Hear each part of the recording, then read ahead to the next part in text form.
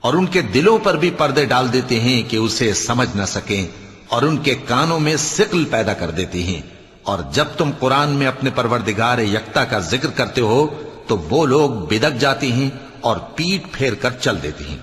یہ لوگ جب تمہاری طرف کان لگاتے ہیں تو جس نیت سے یہ سنتے ہیں ہم اسے خوب جانتے ہیں، اور جب یہ سرگوشیاں کرتے ہیں، یعنی جب ظالم کہتے ہیں کہ تم تو ایک ایسے شخص کی پیروی کرتے ہو جس پر جادو کیا گیا ہے، دیکھو انہوں نے کس کس طرح کی تمہارے بارے میں باتیں بنائی ہیں، سو یہ گمراہ ہو رہے ہیں اور رستہ نہیں پا سکتے۔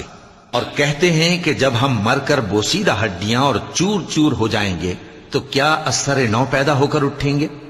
کہہ دو کہ خواہ تم پتھر ہو جاؤ یا لوہا یا کوئی اور چیز جو تمہارے نزدیک پتھر اور لوہے سے بھی زیادہ سخت ہو، جھٹ کہیں گے کہ بھلا ہمیں دوبارہ کون جلائے گا؟